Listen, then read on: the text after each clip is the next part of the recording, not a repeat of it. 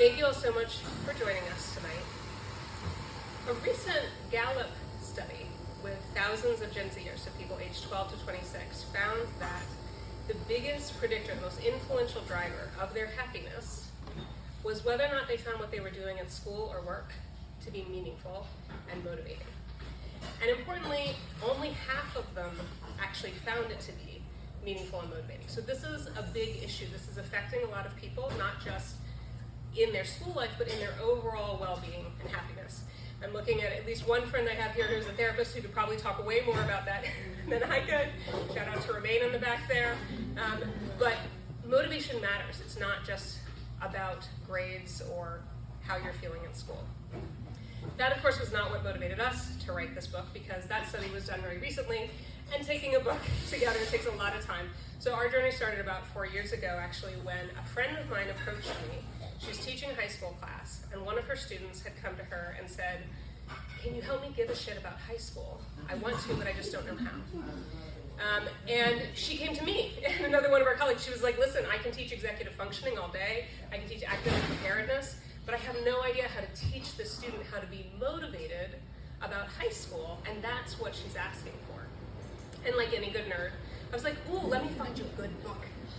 But I couldn't find one. All the books I found were either researchers talking to other researchers or educators talking to other educators.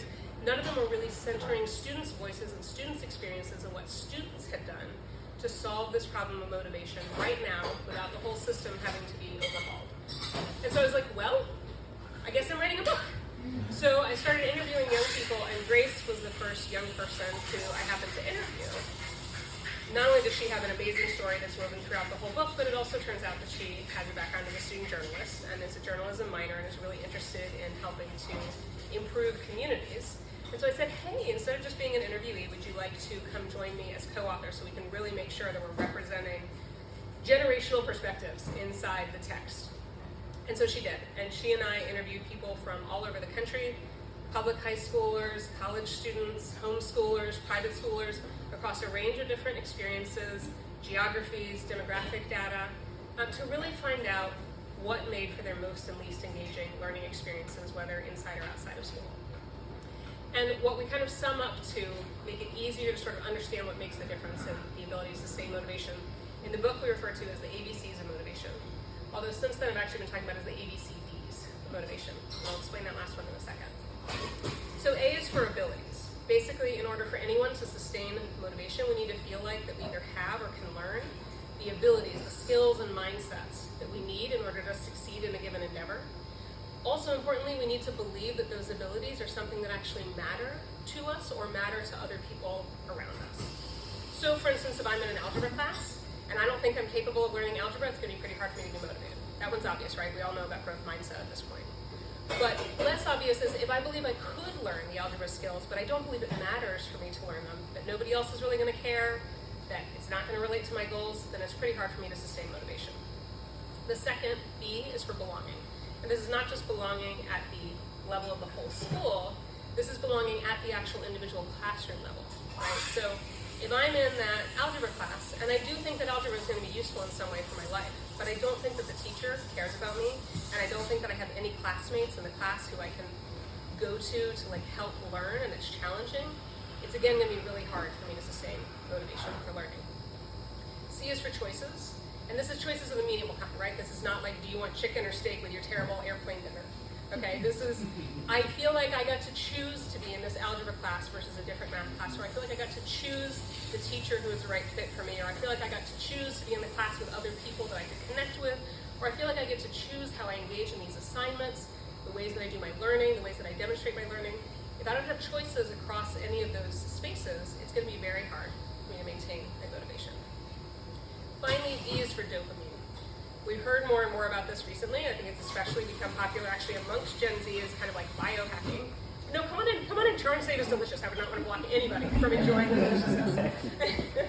But D is for dopamine, right? That's that key neurotransmitter in our brain that allows us to feel joy and that feeling of motivation.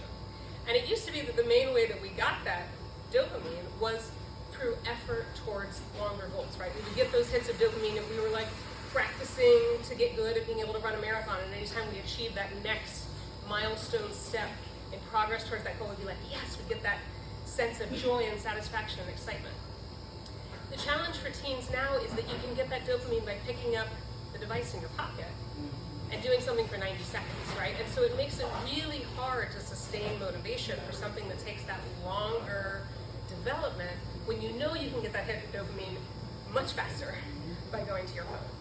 The other thing that tends to make it really hard is that, as a recent study with Stanford Success has discovered, 90% of teens are sleep deprived. And I know I have some big advocates in the audience for the healthy sleep start times here in our district, right?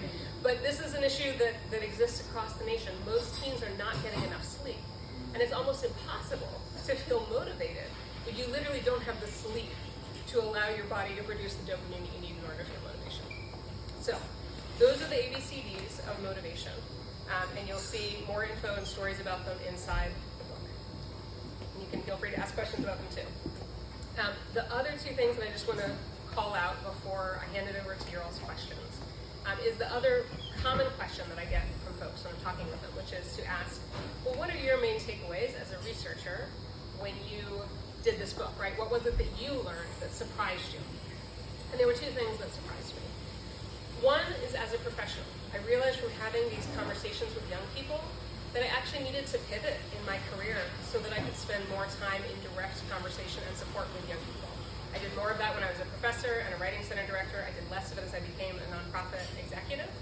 And having those conversations caused me to realize I really want to do more of that, not just in the volunteering capacities I've been doing in the last 10 years, working with young people kind of, once or twice a month, but really deliberately engaging more and supporting young people in my day-to-day. The second thing that really surprised me and actually gave me a lot of hope was that I came in as a parent a little worried. I was scared that what I was going to find out was, guess what?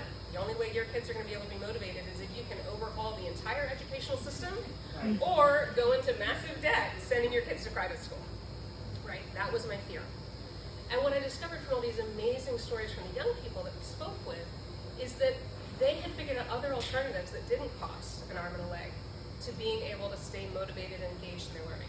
And it was through a variety of different interesting programs or extracurriculars. It was through VOTEC programs that they coordinated with their high school in order to be able to go to a VOTEC campus, or it was through dual enrollment programs that they were able to do, or it was through particular courses or extracurriculars where they really got to make a meaningful difference, not just like the casual extracurriculars to make your resume better, but like one that Grace could tell you more about, hint in case you want a question, where you actually got the chance to shape professional development for teachers in your school district in order to improve learning outcomes and experiences inside your district, right? So there are these really meaningful opportunities, and that was really a huge relief for me as a parent with a middle schooler to go, wait a second, I can start learning about this and prepping my kid now so that he knows that there are choices and that he can make deliberate choices between them.